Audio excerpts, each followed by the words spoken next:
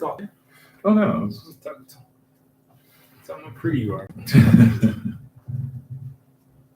Talk about your men's ministry, man.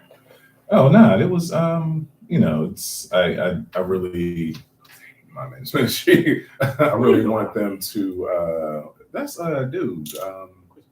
Yeah. Yeah. I'm sure.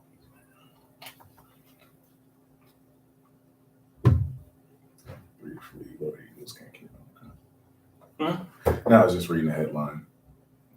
I mean, right now, they just trying to make headlines, man. They know if you see Eagles, you're going to read. Yeah. Anything Eagles, Sixers, people are going to read right now, man. Yeah. I was kind of shocked with them last night. I'm never shocked with them, man, because they always do when you don't expect them to. Yeah, well, That's what they do. As long as I've been a Philly fan. if that's the case, they might win this series. Yeah, Philly. As long as I know, they feel see. To be a Philly fan, I mean, you have trauma issues. Yeah, they're gonna win the series and then like get swept out by whoever's next. You have Miami. trauma. Yeah, you have trauma issues. That's what. Philly, man. It's like the Phils took you to the brisk last year. Yeah. Oh, I mean, but the Phillies, I didn't, you're right. It's a trauma issue because with the Phillies, I was just like, they ain't gonna do nothing. Then when they made it, I'm just like, oh, okay. So it was like house money with the Phillies last year. So whatever they give me, I'll take it. Shout out to theme song. This is for Chris and Devin who's not here tonight. Okay. What's the theme song when they're here? Welcome to another episode of the Above Average Black Men. Yours truly, Chris Bender Sr. Got a special guest tonight, but Chris and Devin are not here tonight, so I got to make sure I say like, follow, and subscribe, because if I don't, they're going to remind me about that. Or you can follow, like, subscribe, wherever you want to put it in. Well, another great episode tonight. Great topic, too. We're going to be talking about do the decisions we make impact our destiny. And we're going to tie it into faith. So, with no further ado, you want to just introduce yourself, sir? Well, all right. So I'm Ed Williams. I'm the good minister's brother-in-law. So nepotism on fire here tonight. Not a focal think we can't get guests, but relatives. We got relatives. 5 minutes ago. Well, before you get started, I do want to say this. Once in a while, we get callers. Okay. So they're planned and unscripted. Okay. All right. So just a heads up. We don't can them. We don't. Is that like people we know? We don't pre-screen them and make sure they're going to agree with you. I'm just telling you something. Okay. They, like we got cousin Bobby calling and say stuff. All right. Well, I can text a few friends, get them to call in and say how smart I am. Here we go though. So, what's your thoughts when you hear that? So what? All right, give it to me one more time because I was thinking about it all day. I think, and I was running back and forth. I'm huge on destiny, and it's funny because when one of my things that I say a lot of times is destiny is a matter of choice, not chance. Right. Because I talk to people, and even church folk, it's funny how we view destiny as this mystical thing. Mm. It's almost like I can drink, be an alcoholic, but I'm gonna keep my liver because it's my destiny. Not that I'm making decisions every day that can impact my destiny. Because even in church, I hear people say that. Well, this is what it's a difference between what you're designed to be and what you walk into. Right. Yeah. No, and I think, and that's where when you asked me earlier, I think that's where I went to, and I think initially when we think of destiny, we think of this, this mystical thing. It's out there, it's something that we're running into, is something that's going to happen to us that we can't control. That we can't control. Right. Because it's inevitable, which I think is untrue. That it's not. So, all right, at some point we have to talk about the difference between destiny and fate. And I think destiny has a positive connotation. Fate may be two sides of the same coin. And fate has a negative connotation, like this is what you're fated to. But I believe destiny is absolutely your choice. It's the choices that you make. It's how you prepare for something. We've seen people, we know people who have all the potential, all the chances, everything that they can, but because they didn't take the necessary precautions, do preparation, they didn't, take those chances or take those opportunities, they miss their destiny. Oh, I was destined to do this. I was destined to be so great. Well, what happened to you? But I think one of the key things you just said is preparation. Right. And I always give, the two sides of it. I think, and I always start the church side, because I think even in church sometimes, we get so focused on, trying to live this life of expectation and what people think. Mm-hmm. We don't dive into the word to read it for ourselves. Right. So somebody says this, and we think, I'm going to reach this end game, regardless of what I do in between. Right. Because I'm destined. This is my destiny. Somebody spoke a word over me. Right. When I was 5 years old, somebody told me, I was going to be a doctor, but you ain't never go to medical school. Right. Right. But you think, and that's an extreme, but I see it a lot when I talk to people. It's almost like they think destiny is something they don't have to work for. They're going to walk into it. And then when it doesn't happen, they come up with 10,000 excuses. Or they think it's this whimsical thing that, hey, if I live long enough, I'm going to end up where I'm supposed to end up at. Right. I mean, and and also the other part of that is I think people end up chasing or waiting for this dream to occur, right? So it's like, oh, this is my destiny, so it's going to come. And like you said, if I just live long enough, then I'm going to run into my destiny. This is going to happen, and almost to the point of not. Did I kick something? No, you keep going. Almost to the point of not doing anything, not to prepare, not to educate yourself, not to take those opportunities. You constantly like, all right, well, this is what's going to happen. It's just going to be, I'm going to run into this. This is going to happen. Is somebody's going to come, $1 million is going to drop into my lap. The Fortune 500 company person, I'm going to meet them out at Olive Garden, and they're going to give me this job. First of all, y'all going to Olive Garden. No, but the reason why I talk about this, because I just did when I did my study with the guys on Monday night, we talked about men of destiny. And I came from a biblical sense that God has its design for us, right? But these are the things we have to do to kind of walk in and fit into that design, right? And it's different for all of us, right? So even if you and I did the same exact thing, it's going to be different because our purposes are different. Right. The tools and talents God gave us are different. Right. But I think we get it, screwed up. My wife, I'm not doing things I need to do, but that's my destiny. Right. We think because I walked down this aisle, I took this journey and said, I accept, I believe, and I confess that now I'm locked into the destiny and no effort. And I hear that a lot. Right. Or my last point, we think it's up to the church. Yeah. We put it solely back on the church. Well, you, Pastor Joe, you said. And I think we get so caught up in that, man, that we kind of forget, man, that, we are, we all know people. I love using the script. They love using the scriptures. He knew you before you were formed in your mother's womb. Yeah, he knew you. He also knew you were going to screw up in the process. Right. That's the part we leave out. Right. He also said, okay, I knew you. Here's a standard that I need you to live up to. Right. Yeah. This is a criteria that I need you to follow. And I think we leave that out. And I think we have a generation now of younger people, I'm not going to say young, who they think destiny is this thing that's going to manifest itself.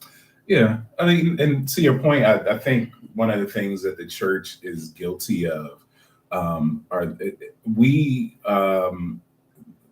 the royal we, when we think about the church, when we think about Christendom, I think one of the things that we do is we get behind people based on something like they have some fame, or they're so-and-so's child, or they came along with this, and so we put these people in position. Like I years and years ago, I'm not going to mention my church name, but I think I got hammered. I think it was Mace or somebody like that got saved and started preaching, and they wanted to bring him in. And I was like, well, wait a minute. He was just doing a concert, like a rap concert, 3 months ago. But that's the popular thing. Because if you go back, if you remember, and I love Fred Hammond, but Fred Hammond got a lot of grief because he accepted Snoop Dogg. Right. They didn't do a concert together. Right. But he got a lot of grief because he accepted Snoop Dogg.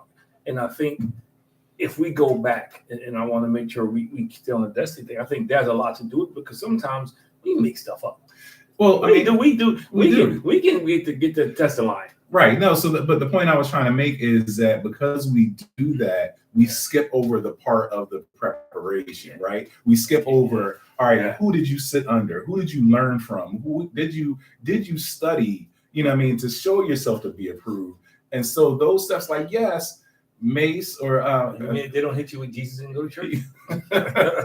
yeah, I mean, you very well could be supposed to be the next great Billy Graham, the next great T.D. Jakes, or whoever. That could be your destiny.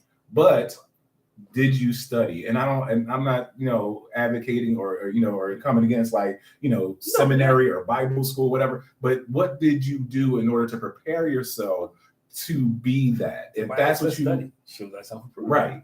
So you have to. There's some steps to it. But I think, okay, well, let me ask you another question. Do you think that we've kind of, because even and I'll bring it over to the secular side anymore. I do a lot of work in schools. Mm-hmm. Nobody's really talking about goals or vision. It's almost strictly on this is what you're going to be. This is your destiny. This is what you're predestined to become. Mm-hmm. It's almost like, your father was an alcoholic, your uncle was, so you and be an alcoholic. And so if I fixed changes over school, I had your brother was this, your brother was that, and it's almost like generational curses that we just pass on. Yeah. Or I have a single mom say, I hear a single mom say to her son, you look just like your dad. He was no good. You're going to be no good. So you hear those things. That's where I think people understand destiny now. Right. I think that's what people are hearing when you start talking about destiny. And so that's when I wonder what's the difference between, all right, is it destiny or is it fate? Like, I mean, is that what you're fated to? Like, is this the consequence of, all right, this is my family, this is my. Well, let's back up. Explain that for people. What? The difference between fate. So for me, when I think of destiny, I think of there is a positive, there's something out there that I'm heading towards. Mm-hmm. That's the positive side of this. Fate to me has a connotation of consequence. Like, I am, I'm resigned to my fate. Like, because I did X, I'm going to get Y. Mm-hmm. And it's like I said, I think it's almost two sides of the same coin, I think, but we get this thing of we for whatever reason we have more of a internal sense of control with our fate, like because maybe it's our society, maybe it's what we've learned, but I think we because we say, if I do this, I'm going to get punished. This is going to be the fate that I get. But the destiny that's outside of our control. Like, and I think that's the important part of this question is because, we look at destiny and say, that's outside of my control. This is just something that's coming. But your fate, no, you did something to get that. Mm-hmm. You earned your fate, but your destiny, no. But I think both are true. I think there are pieces to both where it's like, okay, if I do this, then this might be the consequence. If I go and I study and I do this, then this will be I can walk into my destiny. You talked about, people prophesying. It's like, but it's like we, and it's, I think it's the same thing even in the secular world. People can say something to you, you're meant to do this, but the word says it's like, we know in part, we prophesy in part. You're an accountant and somebody says, you're going to be around a lot of money. It's because I think of, when I think of destiny, mm-hmm. I think of a promise. Mm-hmm. But I also think that in order to get the promise, that there's work we have to do. Mm-hmm. When I think Joseph had a destiny, right? But there was two things. There were things he had to go through, mm-hmm. and there were things God had to put him through to put him in position when he did finally get to his destiny. I think the same thing with David. David had a destiny. Mm-hmm. This is what you're going to become. This is what you have to go through. Right. Now when I flip it over, when I think of Saul, I think of a fate. Not that I think he started out with a destiny, right? Yeah. But because of his choices, right, and because of some of the things that he began to perceive himself and listen, because I want to talk about that. Mm-hmm. Listen to people around him, right? He decides, I'm gonna cut out the middle man. I'm gonna do this myself because I want to get this favor and I want to impress these guys. So I think that's when you kind of get into fate. Right. Yeah. Yeah.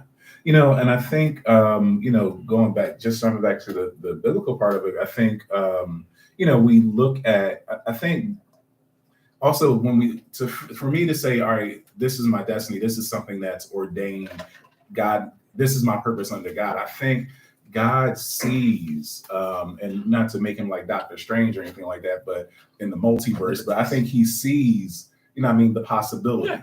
And so, whether we, if he see, like the word it says, I put before you two choices, choose this day who you will serve. All right. So either you choose life, you choose me, you choose life, or you choose this and you choose death. He sees both. And because otherwise, if you don't have that personal, you don't take that personal responsibility for it, then what you're saying is that God doesn't give you free will to choose and to do some of the things that you're doing. That's another conversation. that you started because how many discussions I got in about this whole we don't have free will, but that's a different thing. But I think that was an excellent analogy you used, because I think that's where a lot of us we get it confused. Mm-hmm. We think because, first of all, most of us don't know what a promise of God is. We just throw stuff out there. Right. And we label it a promise. So I think second of all, we don't understand the key to it is the relationship. Mm-hmm. My relationship with God. And I think you said, the point you made was about, in Deuteronomy that give you life and death. Not Deuteronomy. What I was about to talk about curses. I was talking about curses and blessings. Right. But he also talks about in Psalms 1, he gives us two paths. So I agree. Mm-hmm. We choose. But I think for the most part, we got Christians who are on spiritual obesity. We hear this word, we hear this word every Sunday, but we don't know how to apply it. Right. So we think, therefore, I'm guaranteed to walk into this destiny. I'm guaranteed, like when people do the prosperity message. God never said everybody was going to be rich. Right. And then his definition of rich is different from our definition. Right. God let you supply your needs attached to something fantastic. Right. No matter what, I'm gonna give you a shout out for using my word or pharmaceutical too. I was really proud. I got it as vocabulary now.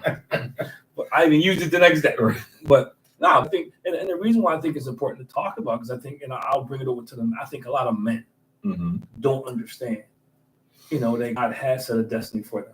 Right. I think a lot of men don't get it, that they, that they're not supposed to be mediocre. They're not called to be, poor. Not called to repeat generational curses. Mm-hmm. I think men, and I'm not disqualifying women, I'm just talking about men though, they don't understand that they have a destiny. Right. They don't understand that God already set them up to succeed, not to fail. However, you're making choices, or your failure to make the correct choices can turn it into a fate. Right. And so, and I think, and we've said it, a couple times already, but I think there's a part of it where, like you're saying, what did you do? So somebody could say to you, or you could very well be, all right, this is what your role. This is, like you said, when we're in church and we get spiritually obese, I think because, well, what aren't you doing? And we have to recognize a couple things, be it church, be it school, be it whatever. Even especially in school, that's why they assign us homework. There are things that you can get in church. You go the church that I go to is a larger size, but any church, the pastor is preaching to he's preaching to this number of people. And so he's saying something to you. All right, so you get something from it. What do you do with that? You go to school, the teacher is telling you something. She's trying to teach, he or she is trying to teach, this body of students. What do you go and do with that? Do you go home and, all right, well, let me look a little bit further into this? When you're at church, all right, let me go home and read like the next chapter. Let me read this next verse. How does this apply to my life? How do I make this? How does this going to affect the choices that I make in the future? So if you keep going, you don't do anything with it. You can go to Harvard, or you can go to like any of these Ivy League schools and come out and be a dummy. You can come out and fail. But you're smart dummy. You're like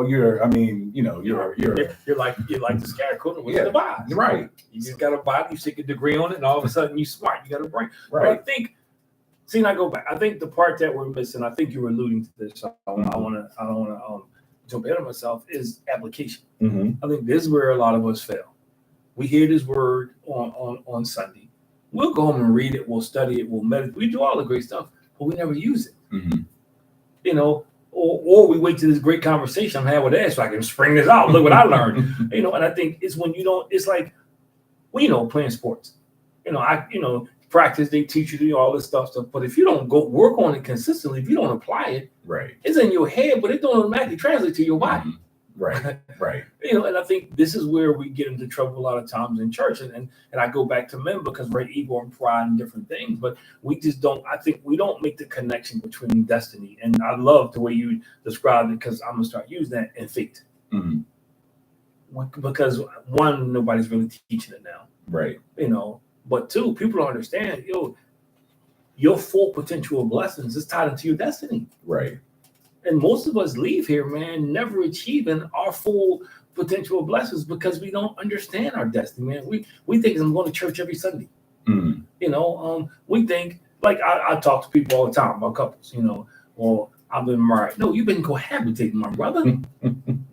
Yeah, you keeping score. That ain't married. Right. Guys, man, it ain't fair. No, so now I know you got this thing screwed up because it's not supposed to be fair. Right. I was told you're supposed to get 200. Man, whoever told you that was drunk, and it was a lie from the pit of hell. Because in any successful relationship, somebody's always giving more. That's the way it works. I don't know anybody who can tell me we're doing not be happy. Then back that's happy, and they both doing the exact same amount. Right. Because I don't know about you, I have off days. And I know I don't want my wife taking off days because I got an off day. But I think if I go back, because we're not taught those things, we're not taught about our purpose, our potential, about walking into our destiny. Man, we're not, and some of us, we just still live in a die.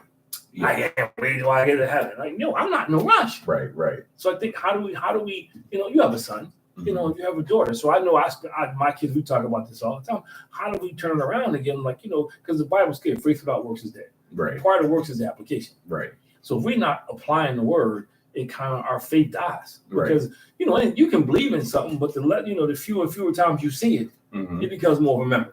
Right. Yeah.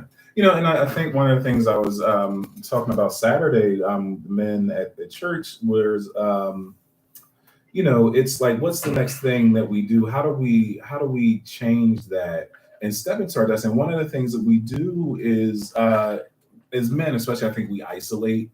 We tend to, and I know, my wife would tell you, like, I tend to operate a lot of times in a vacuum and isolate myself and I'm working on this. But the problem with that is it affects. My shameless plug. You gotta give a book, man. What?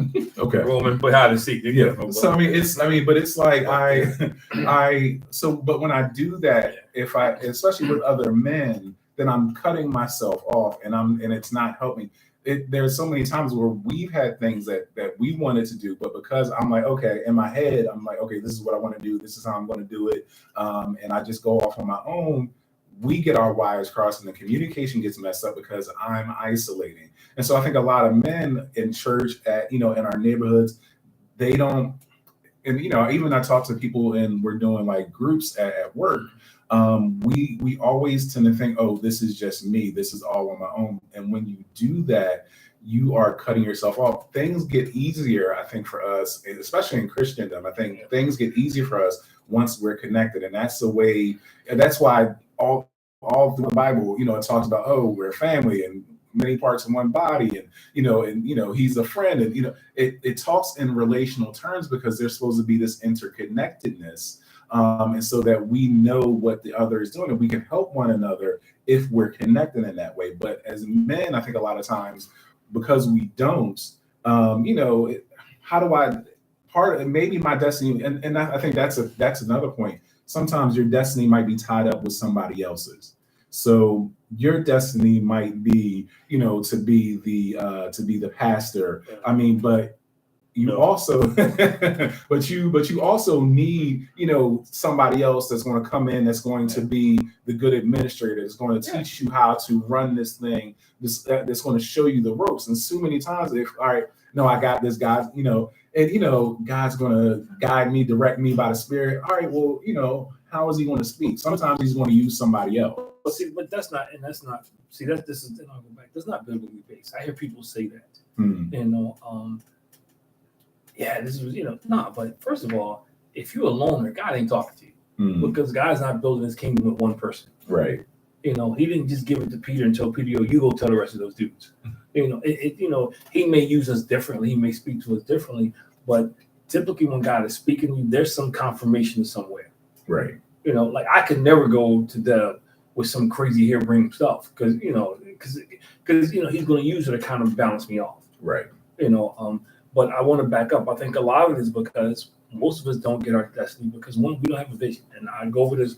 I have my guys. We do this. And if you're in a relationship, it should be a joint vision. What is the vision with you and your wife? Because that's what keeps you on track. That's what keeps me on track. That's what keeps me not being a lone ranger, not rotting off in a vacuum. And I'm checking in with her. I don't always agree with her response because we kind of in two different places. But I also understand that's my balance. Even when she's wrong, at least makes me stop and think. Right. That I'm not running to it. But, so I told God, start there. You need to have a common vision with your wife and you need to check in with her. Hey, this is where we are. And no, you're not going to agree on everything because there's some things God just gave to, I'm not calling us prophets. There's some things God just gave to the prophet. You go tell the rest of them that. Right. Everything is not to be done by committee. Everything is not to be voted on. So I get that wholeheartedly. Okay. I think the second thing is, we don't use those words anymore. We don't use destiny. We don't use vision. You get to annual, I'm gonna write the vision down, make it plain. But we don't really dive into it and say, why is it important to me, one, as a man, as a Christian, as a husband, as a father? What's the vision for our kids? What's the vision, for our marriage? What's the vision for our ministry? And I think part of it is, we don't, and you've got to talk to God because I learned this, because a lot of times we come up with visions on our own, and then we wonder why God don't bless it.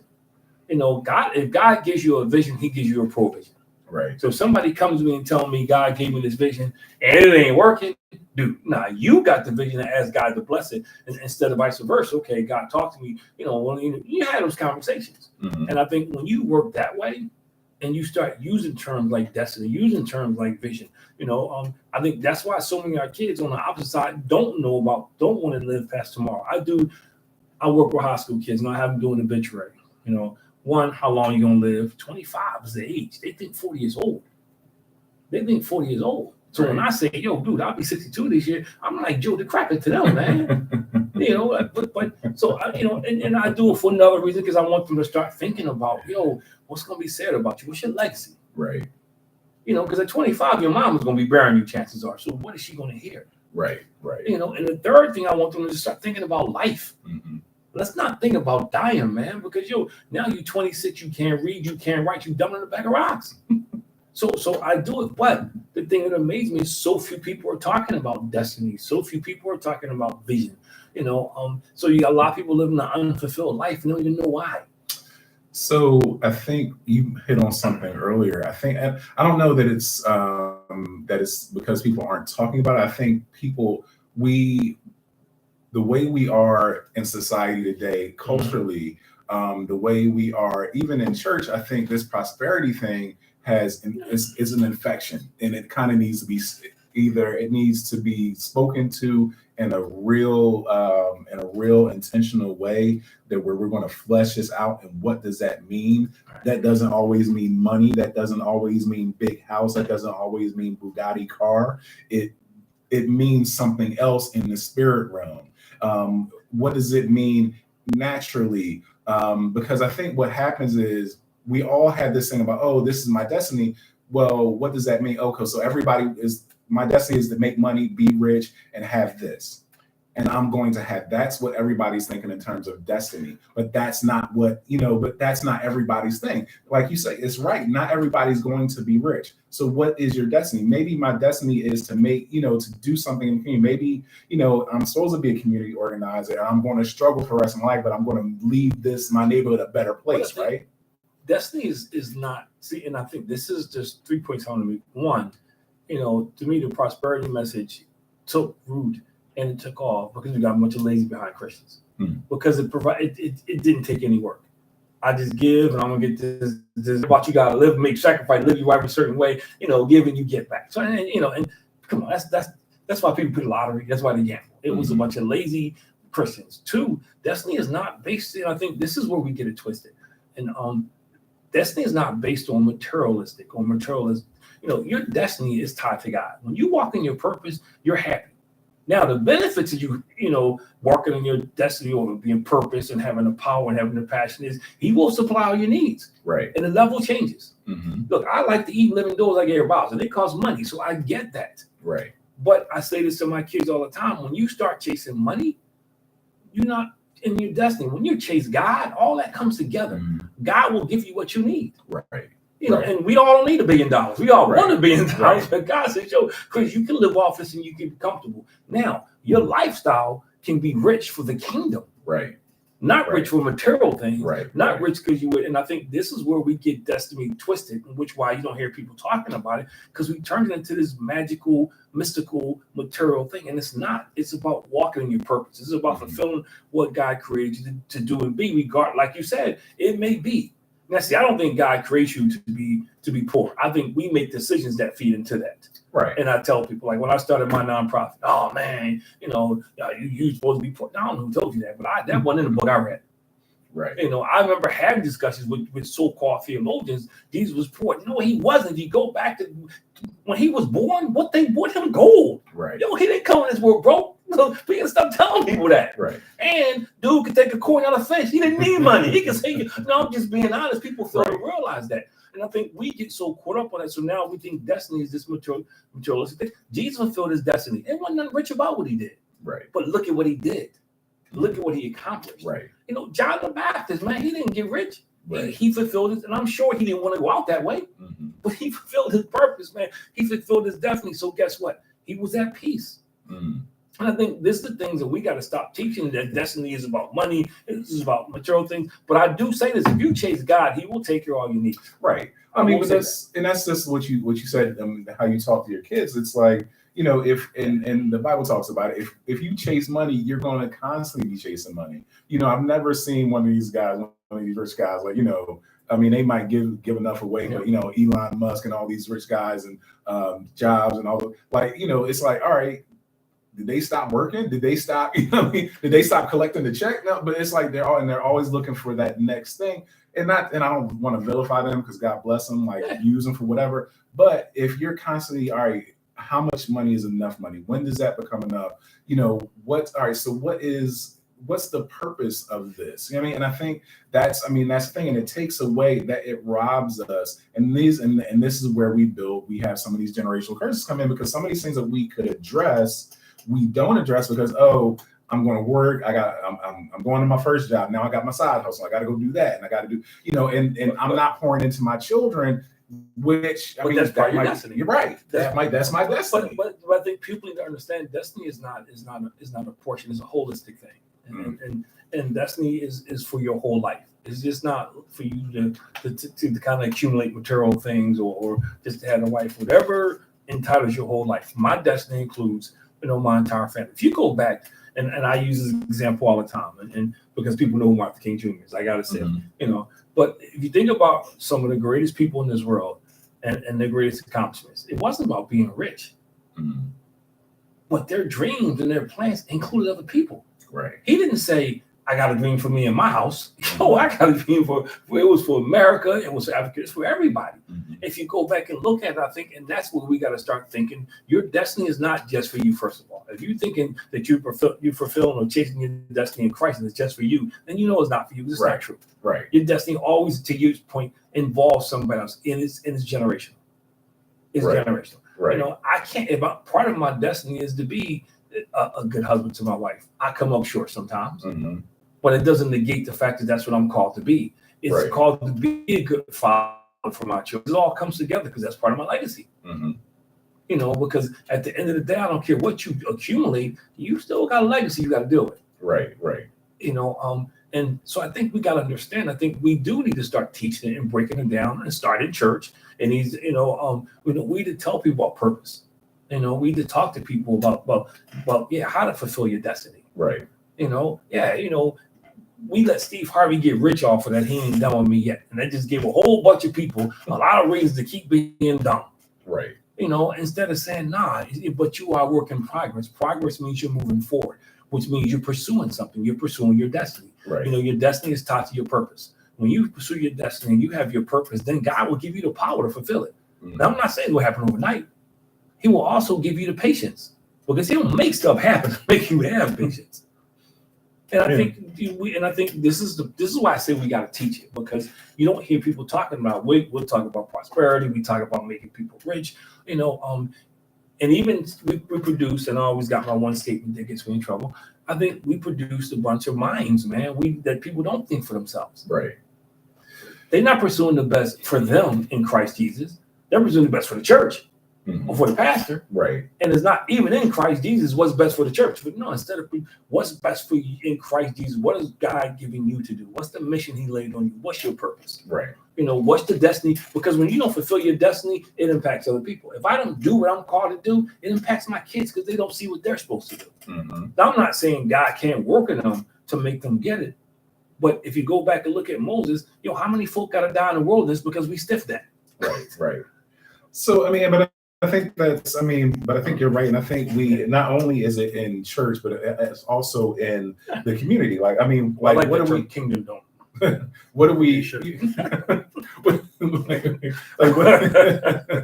but what are we doing in terms of our community that's connected, and how does it benefit the rest of us? Is it just me? Because if we look at it and it's just me, all right, well, we're leaving a bunch of people behind, and what happens is our communities are poorer because of it. So I remember coming up where we would have community cleanup days, and we would, and even though it annoyed me, there were I had neighbors across the street who would watch out for me or watch me when I didn't know it to make sure I wasn't doing cleanup days, spanking days, did something wrong. Right. Sister Jones saw you on the block. Right. How many times I came home from and Dad was like, "Oh, so and so, I heard you was around the corner just like hanging out." Like who, but somebody told him. And so that helped shape and help move me to this, because somebody else knew enough to say, all right, I care about you, and now we're going to move you to a certain way. It starts with you. It's this video. Yeah. It's a video that my coach used to show. He had a picture in the video, and the video used to crack me up. And I just saw the video resurface not too long ago when he had a picture. First, I'll start with the video. Mm-hmm. The video was, you get all these people on the beach, and this lady's, she's playing music, and she's man, how can I get these people to dance? How can I get these people to dance? And she's trying. This guy comes along, he says, "I tell you what, I got you." Okay. So what he does, he turns the music up, takes his shirt off, he starts dancing, but he starts grabbing people off the blankets. He starts inviting people. Before you know it, there's 300 people on the beach dancing. This because she's sitting there trying. You got to go get people sometimes. Right. And then he had this wagon. He had 2 wagons, and this is the freshman test. Mm-hmm. 2 wagons. Each wagon has 4 people in it. One in the front, one each side, one in the back. And one wagon is winning this race. And he says, why is this wagon in front? So, you're trying to be smart, aerodynamic, this kid is lower than this kid. That wagon was waxed, all kind of stuff you come up with. And then he says, no, if you look close enough, the person in the wagon that's falling behind, the guy in the back is dragging his foot. Hmm. He says, it's like 10 knife, man. Right. And most of us, that's the guy that's stopping us, or the thing that's stopping us from pursuing our destiny, because we got people that dragging their feet, man, and we're allowing them to distract us and make us slow down. Right. And my point is, one person, it always starts with one person. So what you do with those guys on Saturday, it starts with you, but when those guys get off that call, they get off better guys. They get off with better information, because what God has given you, you share with them, and there's momentum. Right. That's how we get to momentum going. Right. Everybody wants to go out and have a choir, and you can't sing, but it starts with one person. Everybody's not going to be Billy Graham, but you can be Bill Robinson, the guy who mentioned. So, that's the part that I think when you get back to destiny, you take it away from this grandiose thing and you take the shine off it that is about, wealth, and it's not. I love what I do. And one thing I can honestly say, when you chase God, you don't chase money. He gives you a peace. It's not, it ain't perfect like Ball had. No, but you get a peace. Right. And, once you get the peace, you learn to hold into your joy a little longer. Right. And you begin to realize that joy is a mindset. Mm-hmm. Happiness is an emotion, but joy is a mindset. You know what? I'm going to let nobody screw me up today. Mm-hmm. I'm going to be I'm going to be happy today because I know, that he got my back. Right. And it's a process. It's a process that I had to go through. Mm-hmm. But I'm at that point now. People ask me how you doing every time. I'm living my best life. Mm-hmm. That's my response, because I am. because it darn sure beats the alternative. Right. But I think when you start talking about destiny and you start talking about, that invigorates people. It's funny that you mentioned it, because it's at some point, there's somebody at work that I work with, one of my clients actually, and just frustrates me. And we ain't watching. but it's every time we have to talk, I noticed the first few times that I would just, and I've always said this, I think it confuses me, because I always say, all right, well, happiness is a choice, right? Mm-hmm. So you have and talking to this person, it's frustrating. It already irritates me. So the thing that I would do though is I make the choice when I talk to him, I say, all right, you know what? I'm going to smile. I'm going, it's not no, and I recognize some of what he's doing might be intentionally to upset me, or it might be intentional to throw me off. So, before I start talking, I'm like, you know what, make sure you smile. And so even when we're disagreeing, even when we're not seeing eye to eye, for me, I say, you know what, this isn't going to throw off the rest of my day. This is going to throw off my morning. How do I pursue? So when I talk to him, I'm smiling, and I have to say to myself, it's not about me. But the thing, to go back to what you were saying, I think we really have to, and I don't know how we get back to that place of interconnectedness, especially within the community, because I think like that whole thing for me, even the thing, it irritates me so much when I see people driving down the street and they throw a piece of trash out of their car. It irritates me because I want people to understand, all right, this is your community. If you take pride in it, it improves. If you don't throw that piece of trash on paper, and yes, it's just one napkin. Yes, it in the grand scheme of things, does it really matter? Well, it's more than what was there, a second ago before you threw it.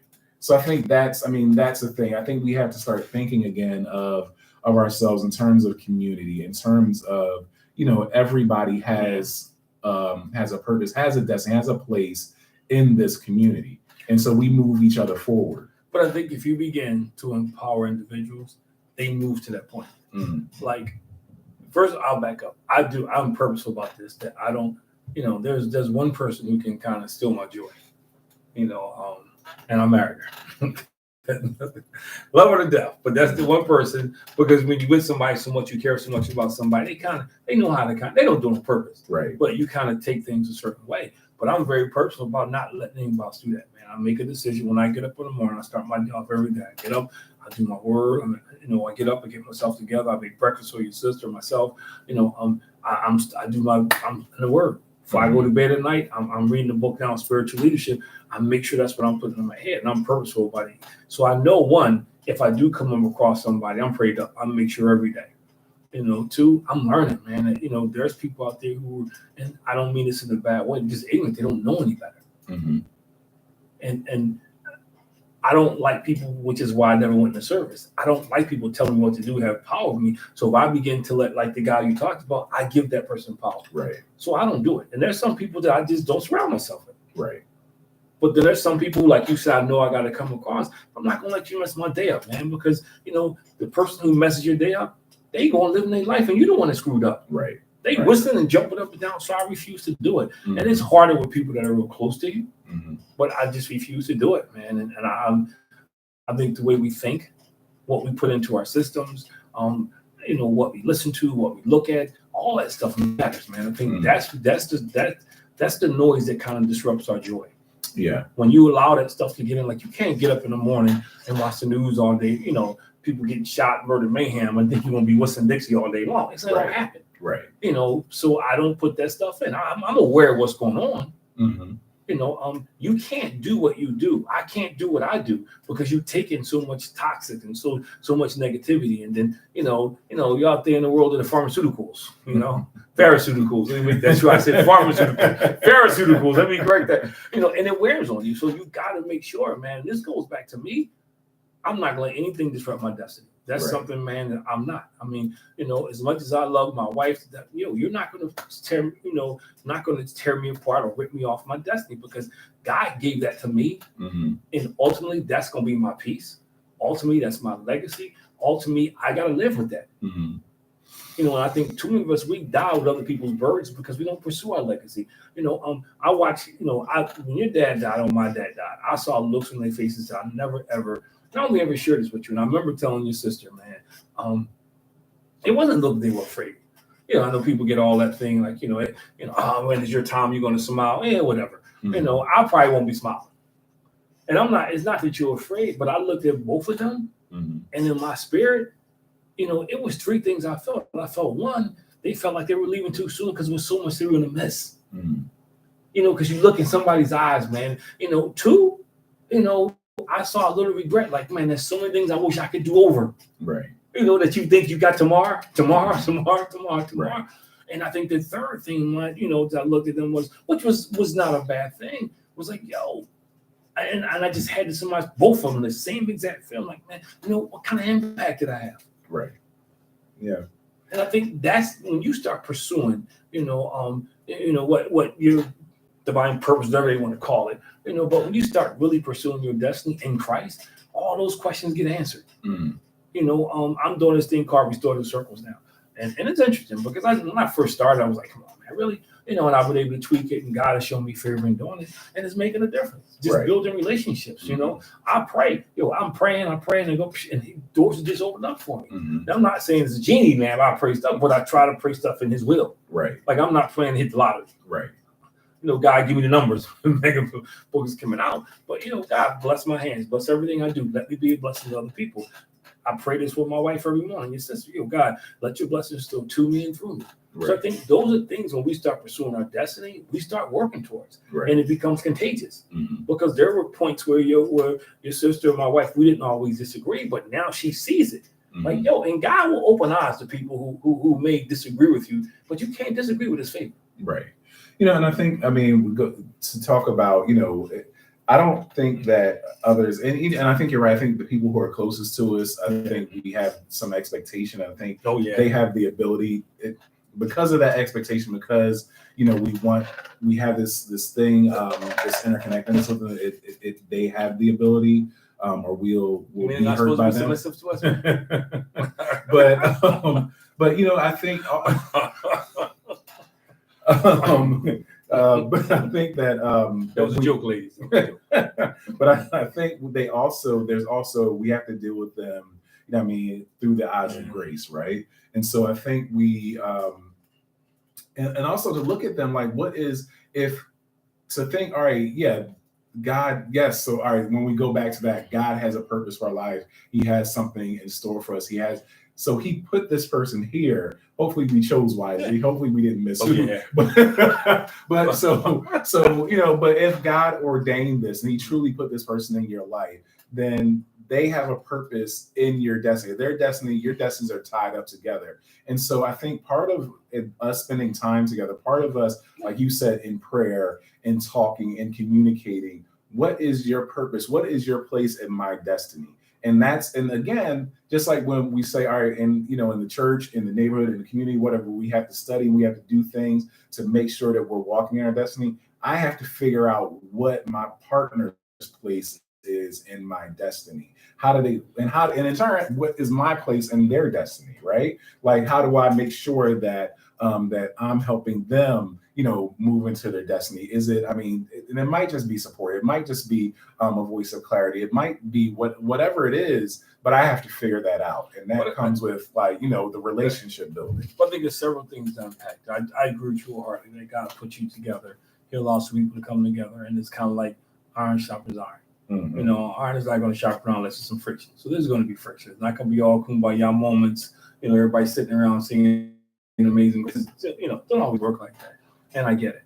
I think the second thing is, and I tell my guys all the time, I think to your point is, it's not really up to me to figure it out because I had to learn this. I learned there's a difference between listening and hearing. Mm-hmm. You know, I can't just listen to my wife. I have to hear what she's saying. Mm-hmm. So when I was trying to figure stuff out, it wasn't working. I was like, what the heck is wrong with this woman you gave me, God?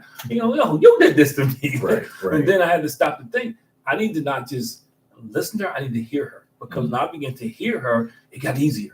I didn't always agree with it, But then I wasn't trying to figure stuff out Right. because now I hear her heart. Right. I hear what her desire, I hear what she wants to accomplish. Now in my mind, okay, how can I entwine this into what we're doing? Because you can have two different distinct purposes, but there's some synergy and there's some common ground. Right. Just because you may have the gift of preaching and teaching, and that's fine. But if your wife has the gift of ministering to people doing something else, maybe not preaching or teaching, but like in your case, helping people get jobs, whatever, you still minister to people. Right. Right. So it's not either or. And I think sometimes married couples, we get it twisted like it's either or. No, those two things together become powerful. Because if you get a guy that needs a job and he's trying to support his family, you can say, hey, my wife, we probably can't afford you. I know she's watching. I'm saying that's what I'm saying. But no, what I mean? So it does work together. I mean, my wife and I are polar opposites. People laugh when I say that, but we're total opposites. Right. If I stand next to a tree long enough, I'm gonna strike up a conversation. That's just me. We will have this conversation. My wife is totally different. It's funny because it's true. But she's totally different, man. I think I can change the world. I think I was put here to make a difference. I was put up impact. My wife's like, dude, just change the house. She'd be happy with just change the sheets once in a while. Right. But you realize that I think the longer relationship you begin to realize is for me, it wasn't about me trying to figure out. It was actually hearing her and hearing her heart. Right. When I begin to say, God, you designed her, you'll talk to her, you'll help her walk into her purpose. I'm just here to be used as a vehicle, and I support whatever it is. And then we started to come together, man. And then, even though we got two different visions for what I do, but we got the commonality, and she knows her role. Right. So it took time. We've been married 39 years now.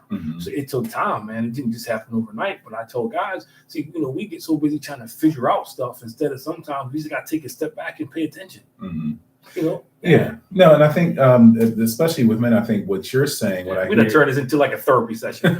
We supposed to talk about destiny. No, but but it all works in because I think the part that you just said, I think what happens with men is, that's a pride thing, right? So can you hear your wife? Can you, or do you? I mean, you're listening to her, but in your head somewhere, all right, I know, all right, I can. You answered already. I answer. I know what it is. I'm going to do it. But can you get yourself out of the way long enough?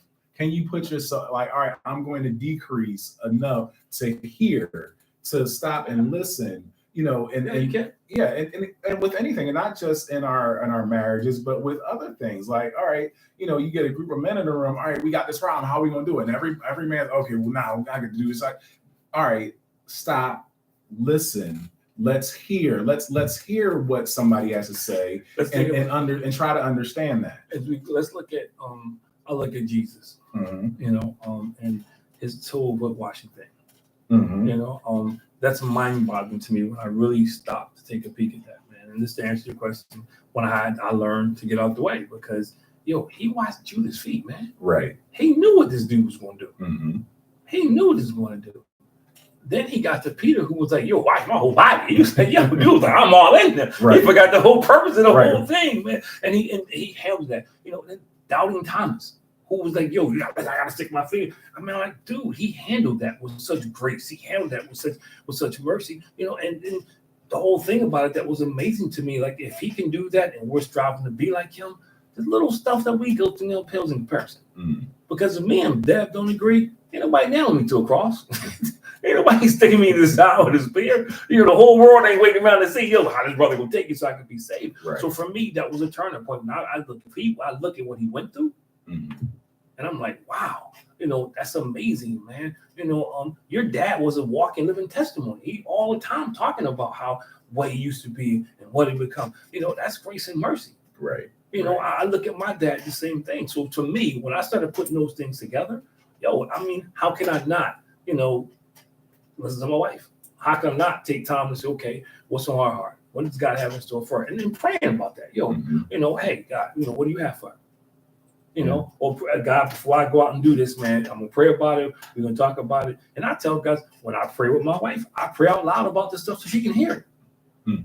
Not just so she can hear it, because somebody says, well, somebody told me, a pastor said, well, everything ain't for your wife. Yeah, but everything for God. And I need to hear my wife know I'm checking with somebody. Right. That I just ain't waking up in the middle of the night with this hair ring screaming. No, I'm checking the guy, and I do it in front of my wife. This is what and she does the same thing. because we both want the other one to know that we're talking to God. Right. And I think that's when it goes back to destiny, man. I want to fulfill our destiny together. I don't want to be some single old dude, driving a Cadillac, big hat by myself. Right. And so, but I do believe that your destiny is tied in. I think, our destinies are tied together. I don't believe in luck. I don't believe in chance. I don't. I think God puts people together for a specific reason. Sometimes it's only for a season, but He does. Right. He does. And so my approach is I can learn from everybody. Mm-hmm. My approach is, so if I can learn from everybody, that includes my wife. Right. Yeah. So, and it doesn't mean, for the ladies out there, it doesn't mean we agree on everything. It doesn't mean that I'm always right. And that's not what I'm saying. What I'm saying is, if we talk about the biblical order, the perspective, man is supposed to be the priest of his house. Mm-hmm. So prayer and everything should run through him. Mm-hmm. Not as an overseer, that's not what I'm saying, but it needs to be that kind of situation where you're having an ongoing dialogue, and he should have the respect. Mm. You should have enough respect for him as the man of the house, but you can't, because if you respecting your pastor more than you respect your husband, that's a problem. That's a whole other show we have on. But I think those are the things that we forget. And I think if we go back, if you got two people pursuing their godly destiny, you know how much that's power. Right. How powerful that is. It doesn't mean that we're both going to be rich, but it means we will have a peace. Right. It means we'll have like Paul was content. And what he didn't say he was happy and satisfied, he was content. Right. And in a marriage, contentment is huge. Yeah, and I think just to speak of that and try to get some brownie points before I go home. I think a part of a part of like marriage is and especially for men is yes, you're supposed to be respected. Yes, you're the head. Yeah. Yes, but part of being the head, you said head. Part of being the head, or part of being that authority is if your wife is a help. If she's like, help me. If she's there, help me. Think about it like a coach. The coach has to know how to use the help. You have to know, all right, I got it. How do I make sure that my coach is giving me the ball? How do I make sure that I'm getting that we're getting the most out of every player on the team, right? So maybe it's that that she does something really well, and I have to cede some of that to her and say, all right, you understand this, you have a better understanding. So I'm going to cede that to you. I'm going to make sure that we know how to. But I look at it this way: Christ says that we're supposed to love our wives like He loved the church. Mm-hmm. So for me, therein is some of the answer. Christ didn't say I was going to micromanage every church. That's not what He said. Right. He said there is a standard, however, that we as a church should live by. Mm-hmm. Christ never told us that we had to, be rulers and where there aren't. He didn't say that. He loved us unconditionally. He loved me before I screwed up. After I screwed up, the screws up. He knows going to come down the line. Mm-hmm. He does, and that's how we're called to love our wives. He tells us, we're supposed to have an agape love, which means an unconditional love, and it's hard. But if you are seeking or pursuing an agape love, then you take the warts, you take the blemishes, and you understand that's a part of who she is. Those things that irritate me most about Deb are the same things that help make me who I am today. Mm-hmm. Because she's going to ask me 15 questions. I remember back in the day when I was in corporate America, I was like befuddled how friends of mine would quit their jobs, go get a car, and I talk to them like, "Who are you married to?" I'm saying, "Who did you marry?" Yeah, I'm gonna tell her I need to know who you married because I ain't gonna tell my wife anything. Right. We will have a discussion, but then I begin to realize that's why a lot of marriages fail. Because they don't love their wives like Christ loved the church. Christ always respects us. He doesn't tell us what to do. He gives us expectations. Right. He lays them out for us. These are my expectations. If you follow these instructions, this is the kind of life you're going to have. Right. He ain't beating us with it, but that's how we want to run our marriages. Mm-hmm. So I think for me, I had to begin to understand that. Like, how he loved the church. It was, he didn't see, he said, these are expectations. Mm-hmm. I hate to use the term rules because all the Pharisees out there will get upset. But he says, these are the boundaries. Right. If you want to live an abundant life, you need to stay in these boundaries. Mm-hmm. So I did the same thing with my wife. Like, okay, we don't call each other names. We're not going to hate each other. We got certain boundaries that we go through. But I also understand that it was on my part, it wasn't a perfect love. On his part, it's a perfect love. Right. So my part is not a perfect love, because I'm a screw up. Right. I say all the time, if every mistake I made was a patch, just that probably have like 15 quotes by now. You know, she makes some money off them bad boys. So I think, but understanding the same relationship with my wife, my love is not going to be perfect. Right. But his love is perfect. Mm-hmm. So it's the same thing with I can't expect my wife's love to be perfect. Right. You know, I can't. You know, because his love is perfect. Now, the him that's in her, right, at some point should be winning over. At some point, it should be some evidence that that dude really there. Yeah. I mean, and I think the thing that we it is 8 o'clock, so I give you the closing thoughts. Okay. Well, I mean, so all right. So I think the thing, just that piece about the love and it being imperfect, is his love is still perfect, right? The way he loves us is perfect. Our love is imperfect. Even the way we love him is imperfect. So how does he continue to do that? And so if we are to love our wives like Christ loves the church, then all right, we have to love them through, and hopefully the same for us. Like they have to love us through our mistakes, our faults, you know what I mean? And again, just so back to the topic, I mean, I think that interconnectedness, we have to recognize that interconnectedness and how that affects us in terms of reaching our destiny and moving into our destiny. So it's definitely a choice. Just stretching my vocabulary, interconnectedness. Christendom. I took my SATs. My new shirt, Christendom. I did well on my SATs. It was good. But because and I close on this. I've rebranded my organization, FamCom. I got this shirt, but the new shirt from Isaiah 6:8 send me. On the back, it says the roster of the occasion, shrink to your circumstances. I think as men of God, we got to be in the roster of the occasion on all fronts in a holistic manner. Yeah, man, we got to try to be the best husbands we can be. We need to be pursuing a godly destiny, because I think when you can begin to wholeheartedly pursue a godly destiny, you can't do it without pursuing God. Right. And the more you pursue God, the more you pick up his characteristics, the more you pick up, some of the habits and stuff that he has, and it begins to show. As we begin to show, in our interaction with others, in our relationship, and how we handle stress, how we handle anger, how we handle frustration, and all that's important. But I think destiny is something that we got to keep teaching, man. We got to stop. We have old generation, and we got some Christians living day by day. Right. I was gonna make it to tomorrow. Tomorrow ain't gonna be no better. Right. Because you got the same negative thinking. What did you change? Like, what's the steps that you're taking? I believe I can take this world by storm, man. I do. I think God has given me, I don't know how long it's going to last, he's given me a peace. He's blessed me beyond my wildest dreams. And I think when you do chase God and not chase money and not chase people, and it's hard, because there's times when I was trying to get this grant, and I didn't get the grant because it didn't do Montgomery County. Like a week ago, I get a letter, hopefully not watching. I get a letter, and I'm thinking, man, and I thought about, what? This is not what I want to do. This is not tied in to what God has for me to do right now. It's a good cause because it's about teaching people about COVID and things like that. But that's not what he has me doing right now. He has me doing stuff in restorative practices, social justice. I'm doing stuff with kids, about PD days. He has me after school programs. That's my arena right now. So I gotta let the money go. And that's what I mean. But as quickly as I do that, he opens up another door. So another episode of Above Average Black Men. We got another one in the books. Follow, like, subscribe. Chris and Devin, you hear that? Follow, like, subscribe. I said it. So we good until we meet again. I'll see you guys next week. Peace. Still on there, what you say? Okay.